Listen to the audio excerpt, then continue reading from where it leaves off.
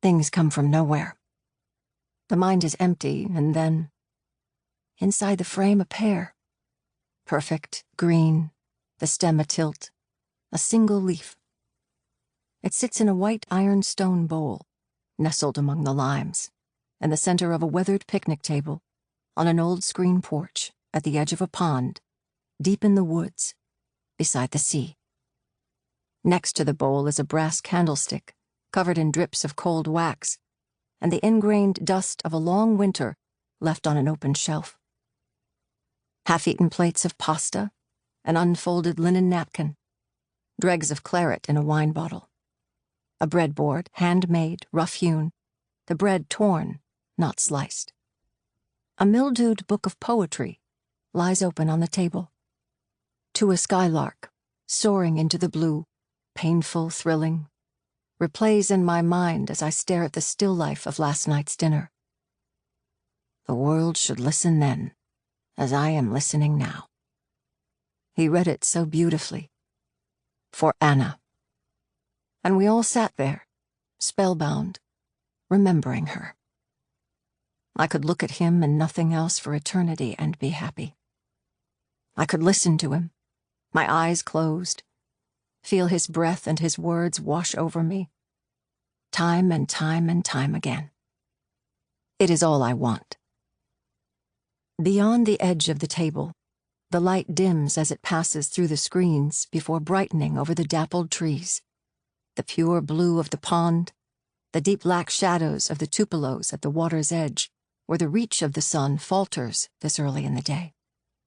I ponder a quarter-inch of thick, stale espresso in a dirty cup and consider drinking it. The air is raw. I shiver under the faded lavender bathrobe, my mother's, that I put on every summer when we return to the camp. It smells of her and of dormancy, tinged with mouse droppings. This is my favorite hour in the backwoods. Early morning on the pond, before anyone else is awake. The sunlight clear, flinty, the water bracing, the whippoorwills finally quiet. Outside the porch door on the small wooden deck, sand has built up between the slats. It needs to be swept. A broom leans against the screen, indenting it, but I ignore it and head down the little path that leads to our beach. Behind me, the door hinges shriek in resistance. I drop my bathrobe to the ground and stand naked at the water's edge. On the far side of the pond, beyond the break of pine and shrub oak, the ocean is furious, roaring. It must be carrying a storm in its belly from somewhere out at sea. But here, at the edge of the pond, the air is honey still. I wait, watch, listen. The chirping, buzzing of tiny insects. A wind that stirs the trees too gently. Then I wade in up to my knees and dive headlong into the freezing water.